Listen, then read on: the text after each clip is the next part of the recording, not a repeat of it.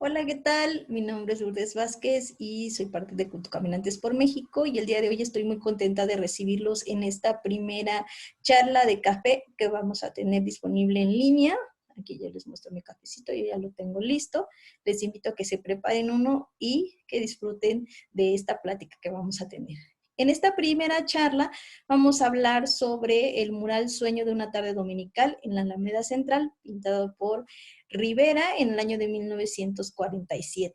Y bueno, antes de hablar de este mural, me gustaría decirles por qué elegimos esta temática. La elegimos ya que yo fui guía voluntaria del museo hace algunos años y después de San Ildefonso creo que es el recinto que más he visitado, tanto como guía como un visitante normal.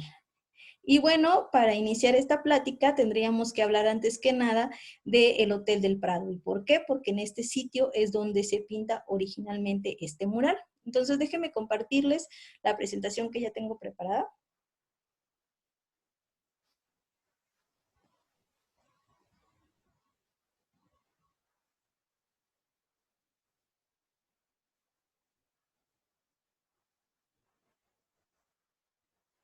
Como les decía, el mural se llama Sueño de una tarde dominical en la Alameda Central. ¿Por qué se llama así? Lo vamos a ver un poquito más adelante, pero es un mural bastante extenso, con un número de personajes, como pueden ver en esta sección del mural que se muestra en la fotografía. Pero para hablar de él, tenemos que hablar primero del Hotel del Prado.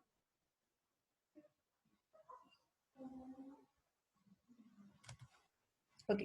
El Hotel del Prado, como ustedes pueden ver aquí en la fotografía, se encontraba en lo que es la Avenida Juárez, que tengo un planito, la Avenida Juárez entre la calle Revillagigedo y José Azueta.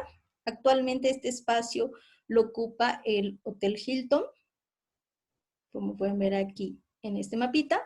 Se encontraba enfrente de la Alameda Central, casi al final, que colinda con la calle de Valderas. En este espacio que ahora ocupa la Plaza de la Solidaridad estaba el Hotel Regis. En la parte de atrás, el estacionamiento de este mismo hotel. Actualmente ese espacio lo ocupa el Museo Mural Diego Rivera. Como ustedes recordarán, el Hotel Regis se cae o colapsa debido a los sismos de 1985. El Hotel del Prado solamente sufre daños, pero al final de cuentas es demolido. Aquí vemos la fotografía del Hotel del Prado con sus dos torres. Vemos la Avenida Juárez, cuando todavía era doble sentido, y al final de ella podemos apreciar la Torre Latinoamericana. Ok, la construcción del Hotel del Prado fue un proyecto para construir dos grandes hoteles en la Ciudad de México por parte del ingeniero Alberto J. Pani. Alberto J. Pani fue un personaje de la política mexicana bastante importante, fue secretario de Estado en varias ocasiones y en diferentes periodos presidenciales, y también secretario de Hacienda. Entonces él tenía esta idea de construir dos grandes hoteles en la ciudad que permitieran pues dar un servicio de calidad a los visitantes. Proyecta dos hoteles, el Hotel Reforma, que se encuentra todavía de pie en el Paseo de la Reforma y Calle de París, y lo que fuera el Hotel del Prado. Este hotel va a ser proyectado y construido por el arquitecto Carlos Obregón Santacilia entre los años 1933 y 1948. Pero ¿quién fue Carlos Obregón Santacilia? Bueno, Carlos Obregón Santacilia fue un reconocido arquitecto de la época. Se ha considerado un pilar de la arquitectura moderna en nuestro país. Y él ya era un arquitecto experimentado cuando empieza a construir el Hotel del Prado, ya que había tenido varias obras importantes en la ciudad, como es el Monumento a la Revolución, como vemos en la fotografía, si ustedes logran apreciar de fondo, está el monumento, como lo es el edificio Guardiola.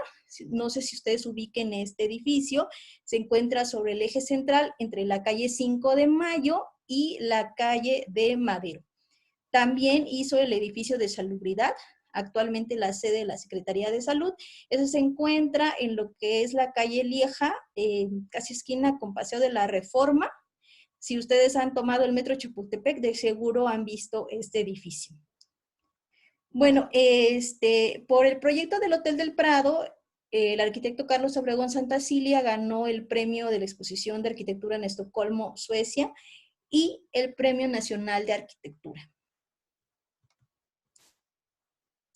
Bueno, el Hotel del Prado fue construido bajo un esquema funcionalista, que quiere decir que la arquitectura va a estar basada en satisfacer las diferentes necesidades. O sea, no se busca definitivamente la estética y que el edificio se vea hermoso, sino que cumpla una función. También promovían esas nuevas tendencias que se estaban inclinando al uso de las máquinas y al uso de la producción seriada, no solo de los muebles que se iban a utilizar dentro del hotel, sino también de los materiales que se iban a utilizar. Está fabricado en metal, en ladrillo. Ajá, y eso es importante porque contrastaba totalmente con el paisaje de la época. Si ustedes han caminado sobre la Avenida Juárez, a lo mejor van a decir, no, pues ahorita sí hay muchos edificios, pero en ese tiempo los edificios, los rascacielos, eran el edificio de la Nacional, que se encontraba en la esquina de Eje Central, y el edificio de la Lotería Nacional, por allá del Paseo de la Reforma. Entonces, sí era diferente porque aparte las construcciones que existían, pues eran de la época virreinal y de la época del Porfiriato. Además, este hotel tenía todos los servicios, tenía que ser un hotel que fuera innovador en todo lo que son sus instalaciones, contaba con un gran vestíbulo, grandes salones, un teatro en la parte de abajo, e inclusive tuvo un cine, el cine Translux. Aquí vemos una fotografía donde lo muestra. Le pusieron ese nombre ya que este cine iba a contar con la última tecnología de proyección de cintas cinematográficas, y a esa tecnología se le llamó así, Translux. Ahora, ¿por qué tardó tanto la construcción de este hotel? Eso sí es bien interesante porque el Hotel del Prado, habíamos hablado que se construye entre 1933 y 1948 cuando se inaugura. Dicen, bueno, son muchos años de construcción. Lo que pasa es que el Hotel del Prado pasó por diversas problemáticas. La primera era quién era responsable del proyecto y quién lo iba a financiar. Pasó por varias organizaciones, una de ellas fue el sistema de pensiones del Estado, otro Ferrocarriles Nacionales, hasta que finalmente se concluye el proyecto. Otro problema que hubo es que inicialmente el Hotel del Prado era un proyecto asignado para Carlos Obregón Santacilia, igual que el Hotel Reforma. Lo que pasa es que Alberto J. Pani, el ingeniero, le quita los proyectos a Obregón Santacilia para dárselo a su sobrino Mario Pani.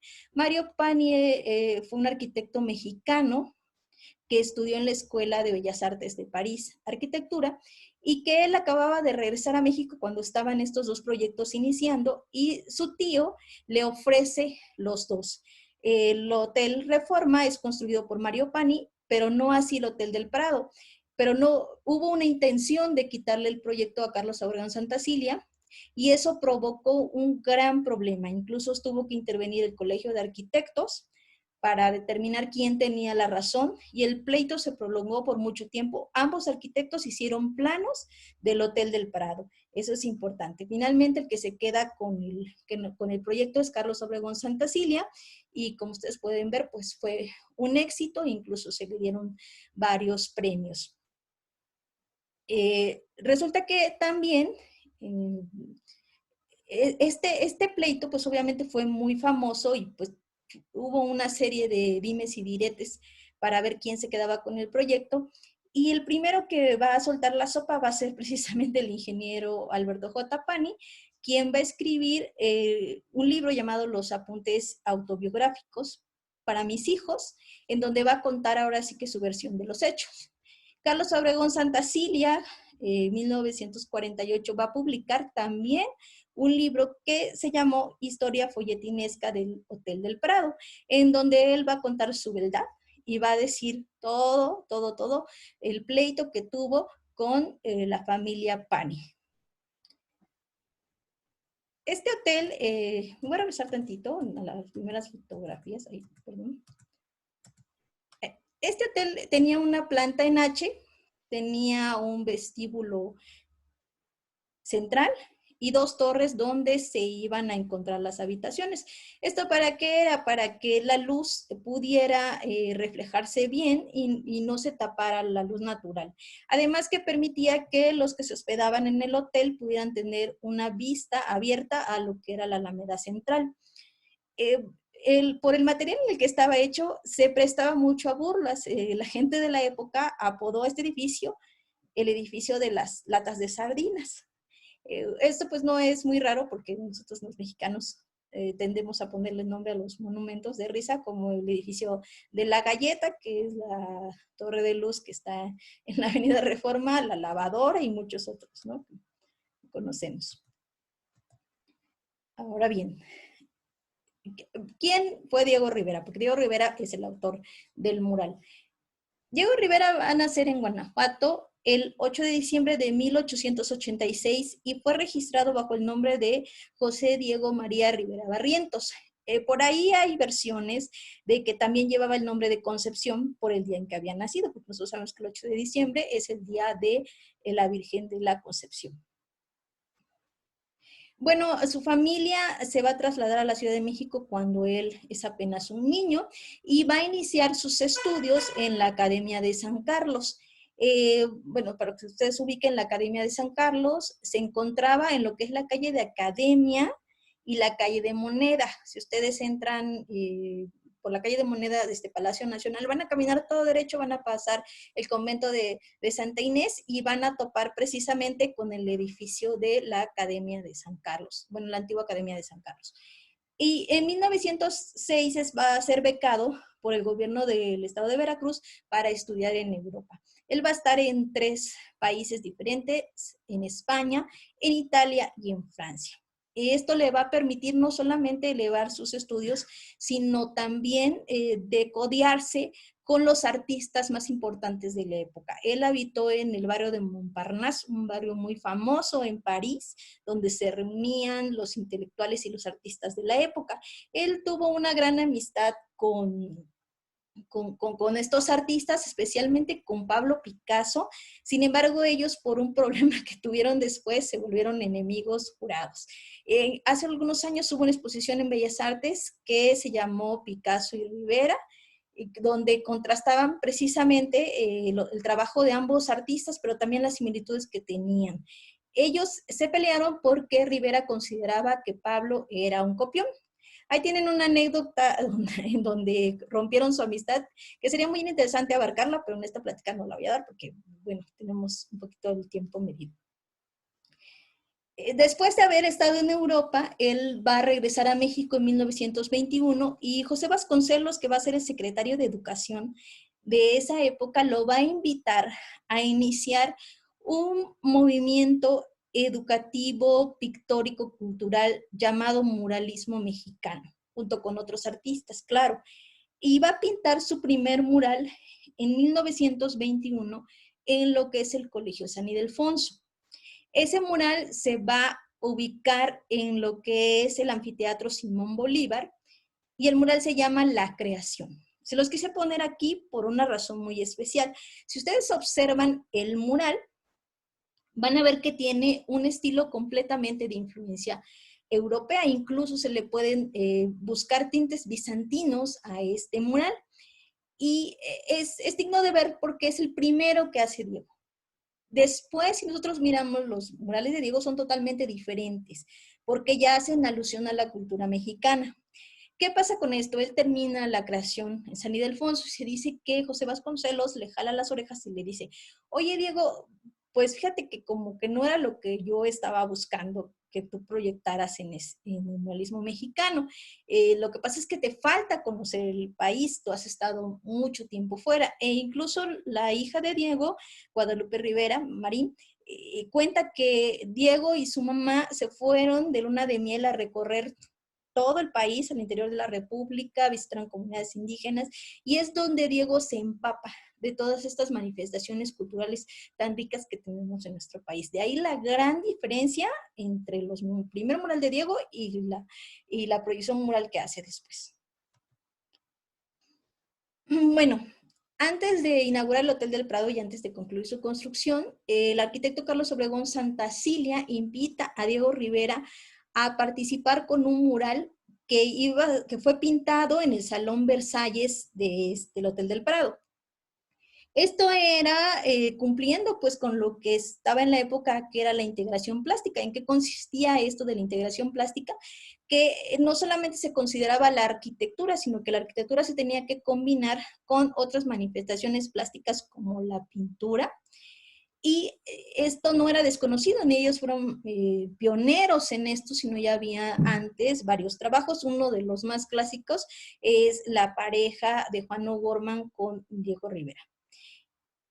En el caso de Carlos Obregón Santacilia, él en el edificio Guardiola, que nosotros lo vimos en las diapositivas anteriores, había trabajado con Jorge González Camarena para unos murales y con el mismo Diego Rivera en la Secretaría de Salubridad. Diego Rivera también hizo unos paneles para ese edificio. Se propuso el tema de la Alameda Central por lógica, ya que si el hotel estaba justamente enfrente de la Alameda, pues el mural se tenía que tratar sobre este espacio público de vital importancia en la Ciudad de México. Bueno.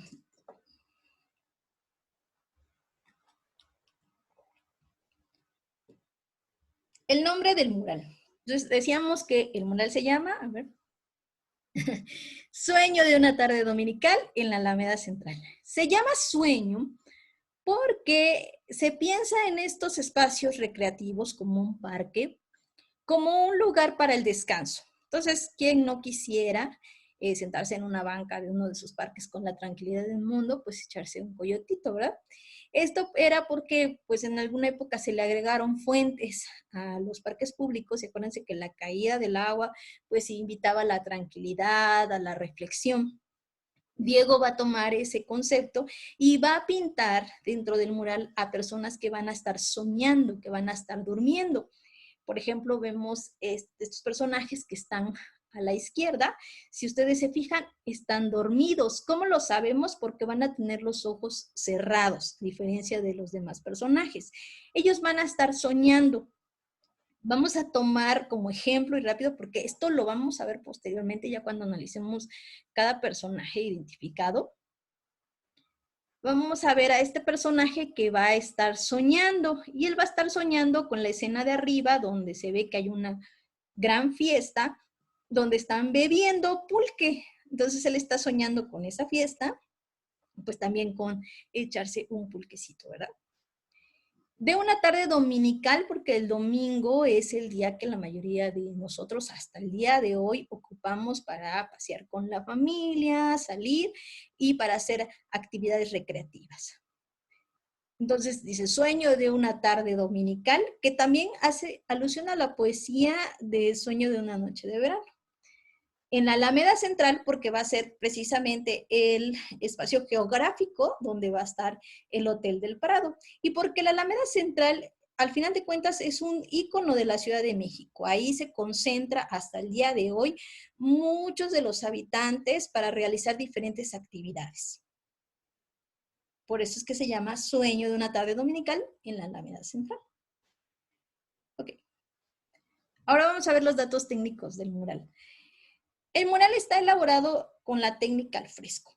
Para elaborar un mural se pueden utilizar varias técnicas. Una de ellas es el temple, otra es la encáustica. De hecho, la creación, el primer mural de Diego Rivera está hecho en la técnica encáustica.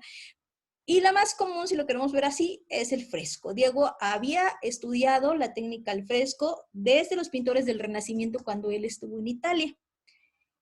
Y bueno, era una de sus técnicas favoritas, incluso tiene él varios libros donde explica cuál es la manera en que se debe hacer un fresco. Y hay un mural, me parece que en San Francisco, que precisamente narra cómo se elabora un fresco, pintado por Diego Rivera, claro está.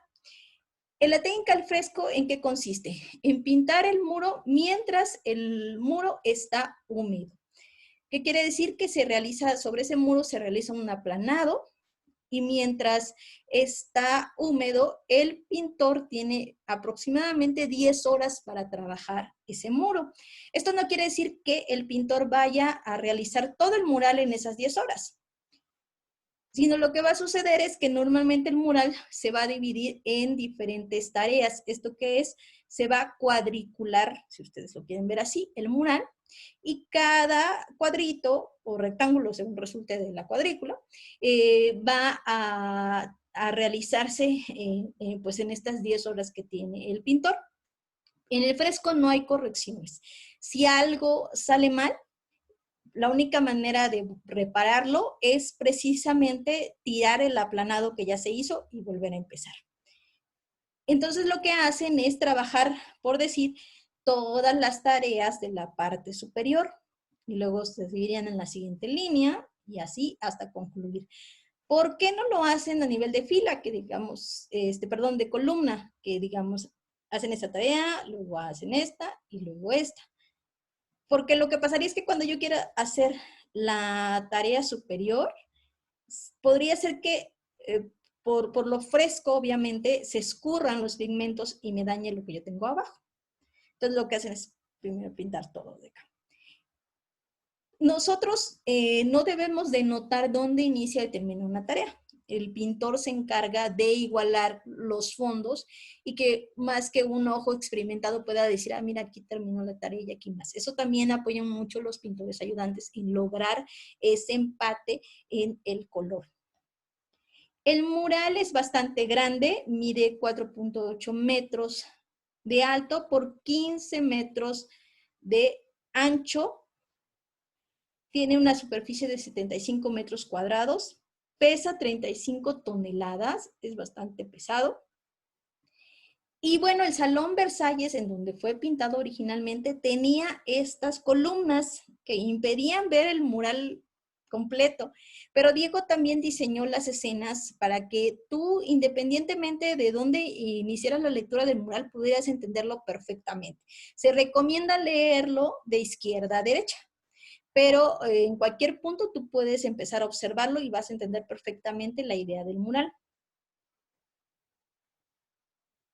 Hay aproximadamente 70 personajes identificados en el mural. Algunos son personajes históricos, algunos otros son personajes habituales de la Alameda Central o también son personajes comunes de la época.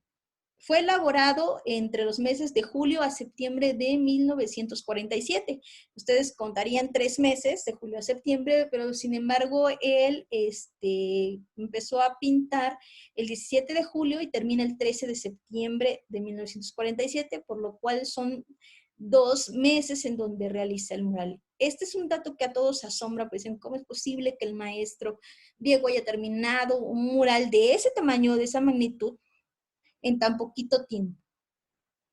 Van a decir, bueno, es que llevo muchos ayudantes. En realidad solo tuvo 2 ayudantes pintores, Pedro A. Peñalosa y la maestra Rina Lazo, y el ayudante técnico, que es Andrés Sánchez Flores. Ahorita les voy a decir qué hace el ayudante técnico, pero en realidad la mayoría del mural lo hace él.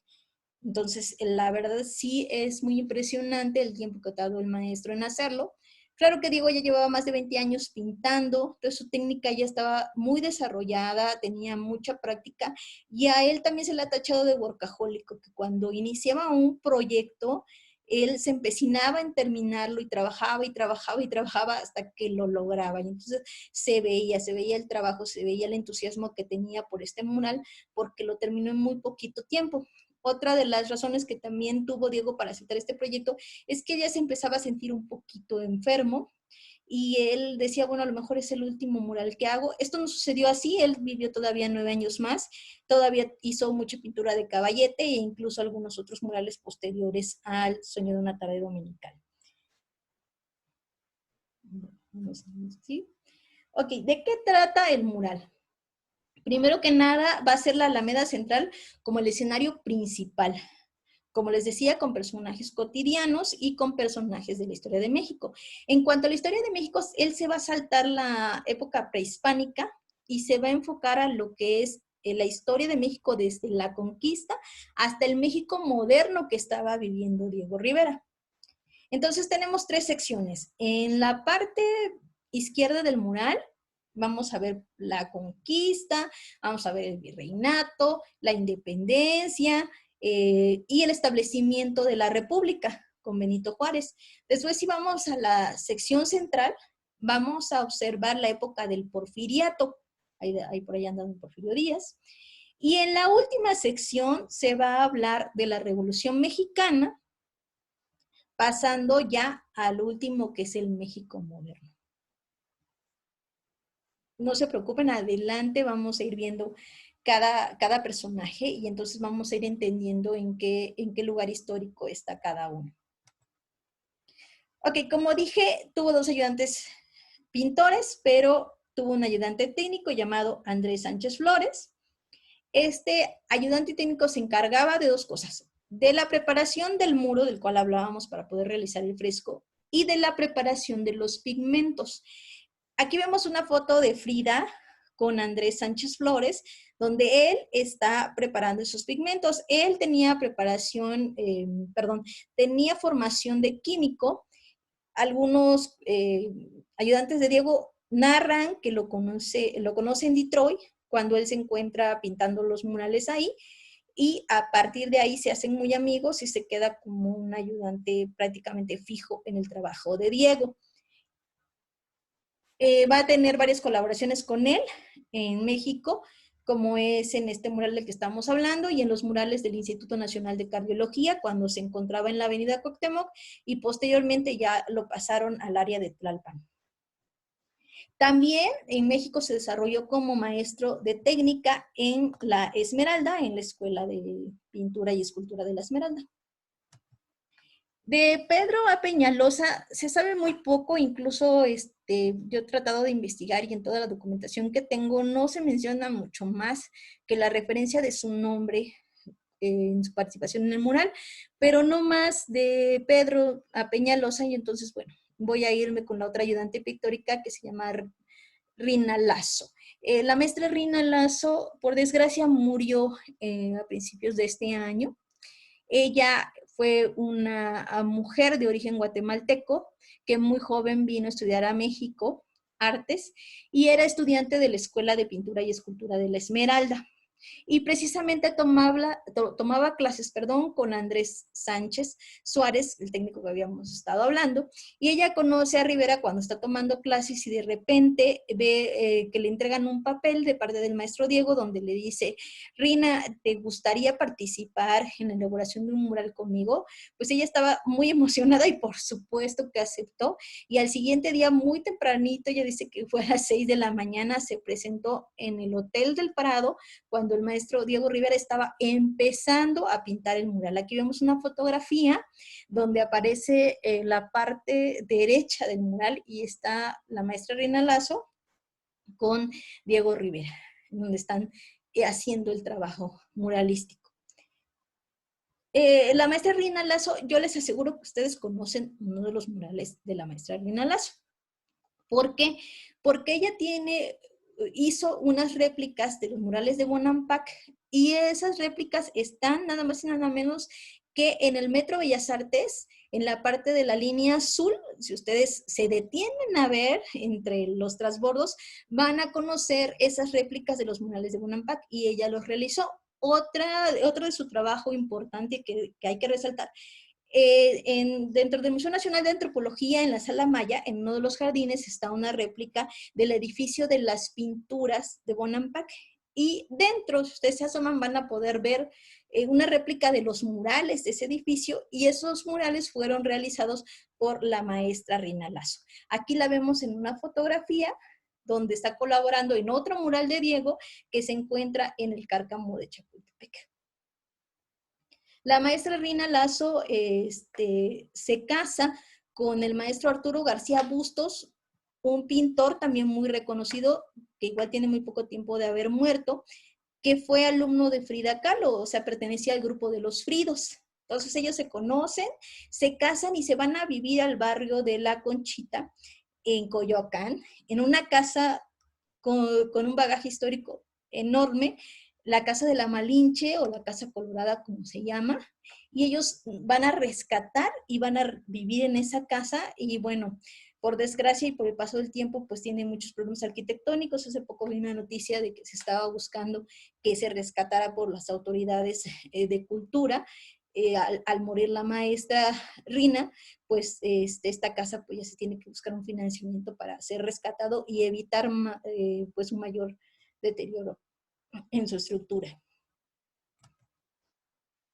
La maestra Rina Lazo era una visitante frecuente del Museo Mural cada vez que se inauguraba una exposición y ella tenía la oportunidad de asistir, ahí la veíamos. Yo varias veces la vi de la mano de su hija que siempre la acompañaba. Okay. ¿Qué problemas tuvo el mural después de ser pintado? Bueno, el mural al ser inaugurado causó mucho revuelo, ya que Diego Rivera va a pintar en la parte superior del mural a Benito Juárez, pero también va a pintar a Ignacio Ramírez en esa zona que estoy marcando con el cursor. Ignacio Ramírez va a estar sosteniendo una página, un papel, donde Diego va a escribir la frase Dios no existe. Esta frase, pues no era porque Diego lo había dicho, sino porque el mismo Ignacio Ramírez, apodado el Nigromante, había dicho en su discurso de entrada a la Academia de San Juan de Letrán la frase Dios no existe y había sustentado su teoría, obviamente. Entonces, se inaugura el mural y empiezan los ataques hacia pues esta idea, ya que iba en contra de la religión. Estamos hablando de un México que todavía era muy apegado a la religión católica. El obispo de la ciudad se niega a bendecir el Hotel del Prado porque está la frase ahí en el mural. Entonces Diego le propone al obispo que bendiga el hotel y que maldiga su mural, o sea, que lo excluya de la bendición. Obviamente el obispo dice que no, se niega, y después un grupo de alumnos de la Escuela de Ingeniería van y atacan el mural. Tratan de raspar la frase del mural y también causan daños en la nariz de Diego Niño, que está en la parte de en medio. Lo que provocan es que el mural sea tapado con una especie de biombos y que estuviera oculto por mucho tiempo. Cuando llegaban visitantes, digamos, importantes al hotel, lo que hacían era descubrir el biombo, dejaban que lo vieran, lo miraran y volvían a taparlo.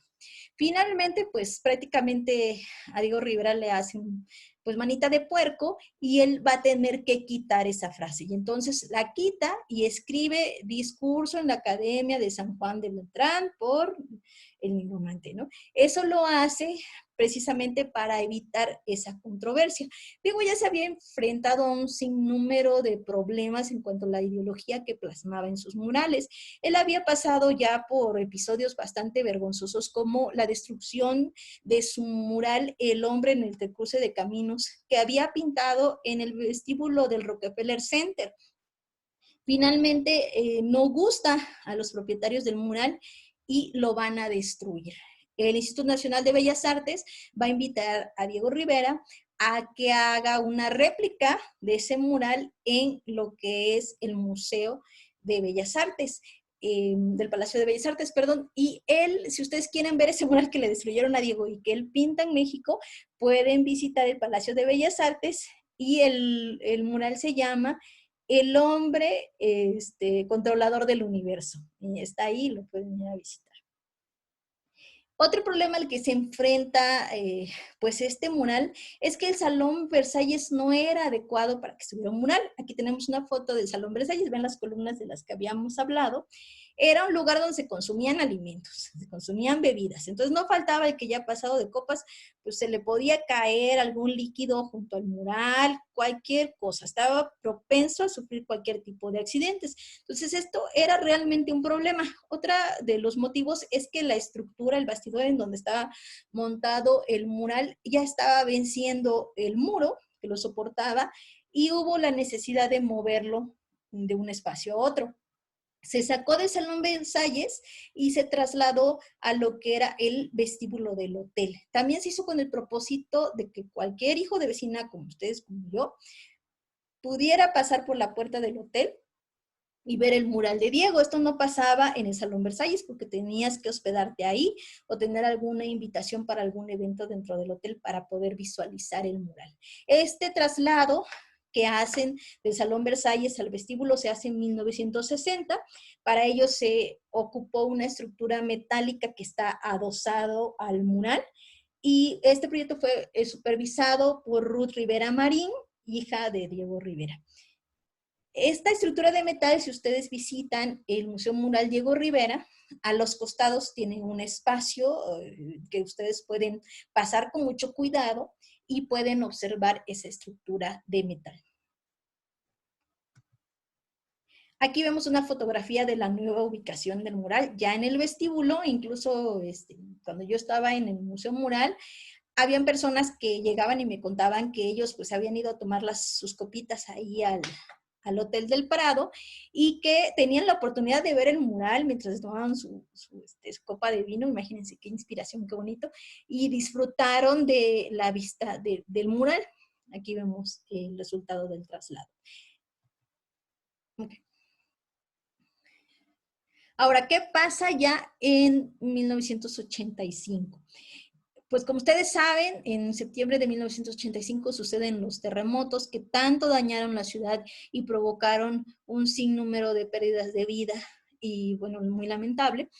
El Hotel del Prado va a colapsar, no completamente, sino parcialmente en las torres. La historiadora Becca Duncan, si ustedes la conocen, han escuchado de ella, cuenta que lo que sucede es que, no sé si ustedes recuerdan las torres, los dueños quisieron agregar, o agregaron más bien 2 pisos más a las torres para hacer más habitaciones, y aunque Carlos Obregón Santa Cilia se había negado y había advertido del peligro de hacerlo, pues digamos que omitieron su opinión y construyeron. Eso provocó que colapsaran esa parte del hotel. Por fortuna, el vestíbulo del hotel se dañó muy poco, pero ¿qué creen? Que el Salón Versalles, donde estaba el mural originalmente, ese sí sufrió graves daños. Quiere decir que si no se hubiera movido el mural en 1960, no estaríamos teniendo esta plática el día de hoy sobre este mural. Para rescatar el mural, se hizo un grupo interdisciplinario. Quien va a dirigir va a ser el restaurador Tomás Urián. Él ha dado una serie de entrevistas muy buenas sobre el proceso de rescate. Incluso hay un documental que se llama Cuando la Tierra Tembló, donde él va a, entre muchos otros testimonios, va a contar cómo fue este proceso. Hay varias maneras de retirar un mural cuando se tiene que rescatar. Una de ellos es el estrapo, es una palabra en italiano. ¿Esto qué quiere decir? A grandes rasgos se los voy a contar porque obviamente es un proceso mucho más complejo. Lo que hacen es preparar una patina o una especie de aglutinante y lo van a poner sobre el muro. Posteriormente se va a elegir una tela que va a servir para que quede pegado ahí la pintura. Entonces van a colocar la tela sobre ya el aglutinado que pusieron y después se hace un proceso de retirado de la tela, provocando que la pintura que antes estaba en el muro ahora va a quedar en la tela. Suena muy bien y suena muy fácil, pero obviamente este proceso lleva un sinnúmero de pruebas y tiene que ser muy preciso para evitar que alguna parte de la pintura no se despegue correctamente.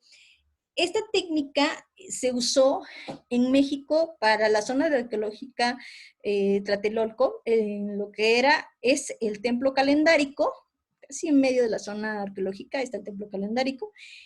Dentro del templo calendárico estaba un mural de la pareja creadora, Oxomoco y Zipatona, y así se retira precisamente de esta estructura y se pone ya en un bastidor nuevo. Y ustedes pueden visitar ese muralito en lo que es el Museo de Sitio de la zona arqueológica de Tlatelolco. No es muy grande, es un mural pequeñito, pero todavía se puede apreciar esta manifestación artística prehispánica. Otra de las maneras en las que se puede rescatar un mural de un edificio que está por colapsar o porque ya no resiste es retirando el muro completo.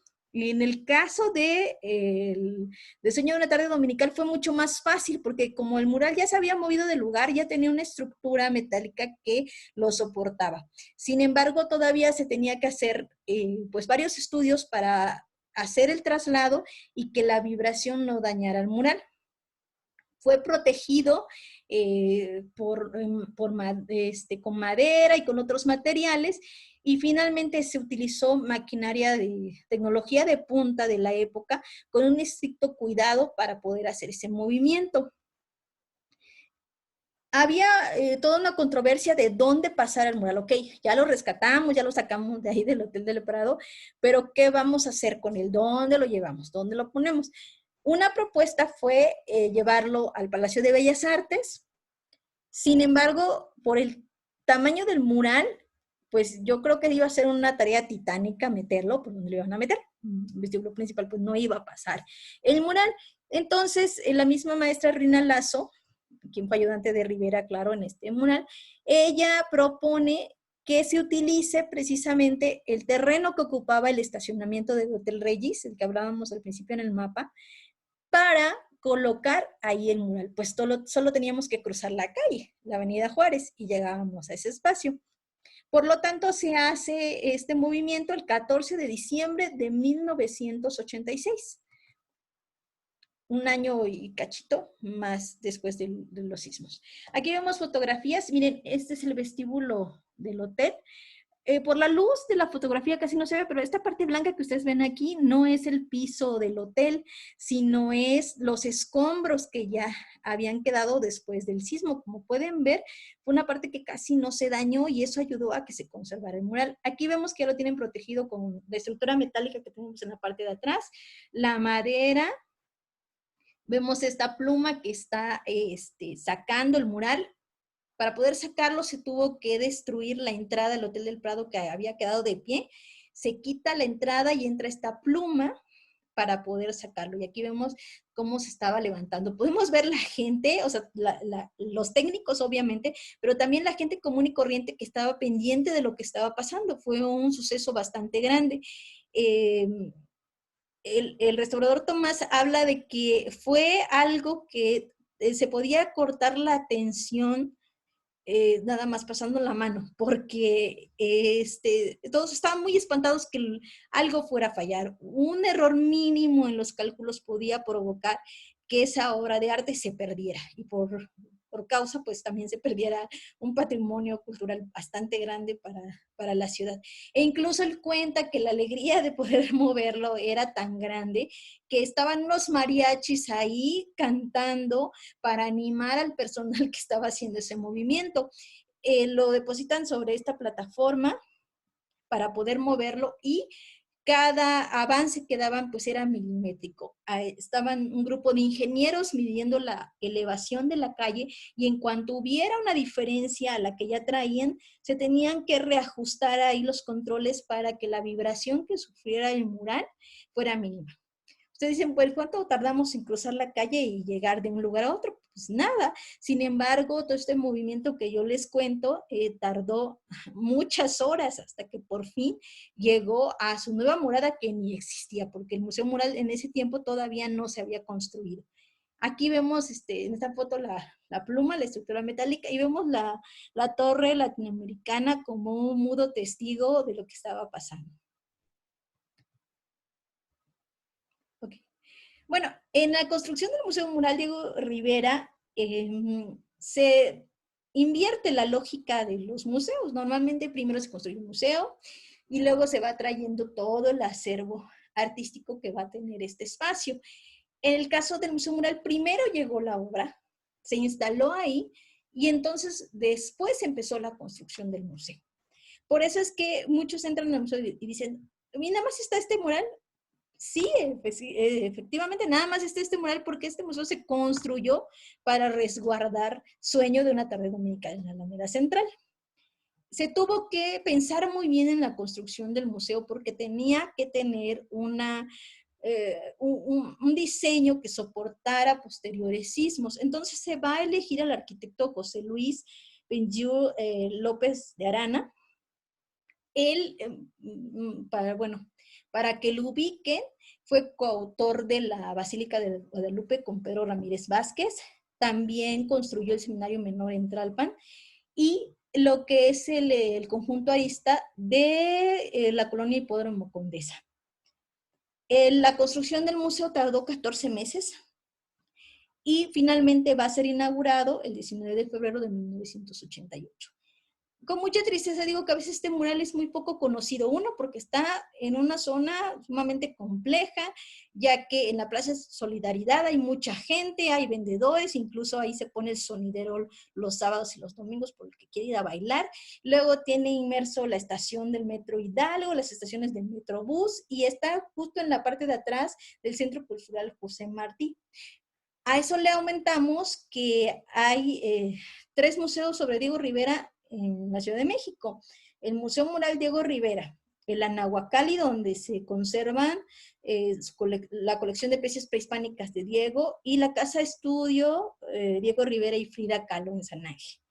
Entonces, cuando vienen a visitar de fuera, a veces prefieren irse a la Casa Azul o a la Casa Estudio, y no llegar al que está más cercano, que es el Museo Mural Diego Rivera, pero vale la pena que ustedes, si tienen la oportunidad, lo visiten. Tiene un costo bastante accesible y los domingos son gratuitos, y que visiten este mural, porque yo creo que aunque yo les pueda traer todas las fotografías que pueda, no se compara con vivirlo al día de hoy. Esto lo estamos haciendo por las situaciones de contingencia, pero espero que cuando tengamos la oportunidad, puedan ustedes visitar físicamente el mural y poder admirarlo y de verdad deslumbrarse con su temática.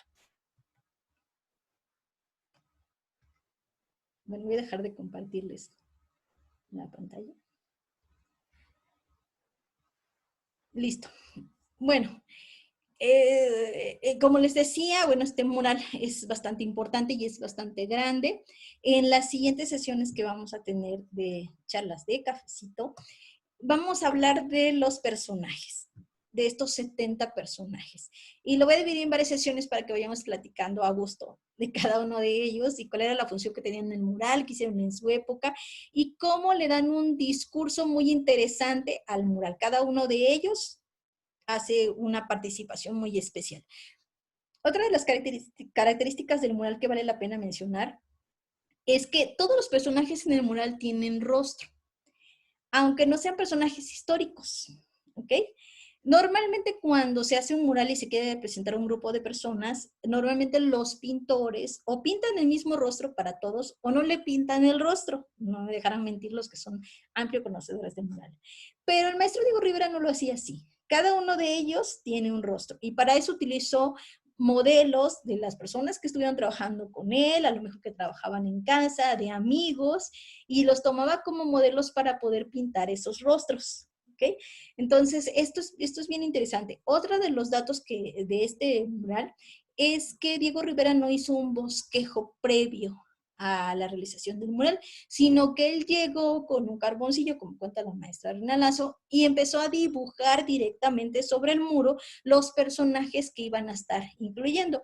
E incluso hay versiones del mural, cuando empieza a pintar con carboncillo, donde no existen ciertos personajes y después los movió o puso algo más en su lugar. Entonces eso también quiere decir que la mente creativa del maestro estaba tan desarrollada que ya no había necesidad de hacer un bosquejo previo, sino que él ya directamente iba y dibujaba sobre el muro. Esto también nos habla también de la rapidez en la que él realizó esta obra.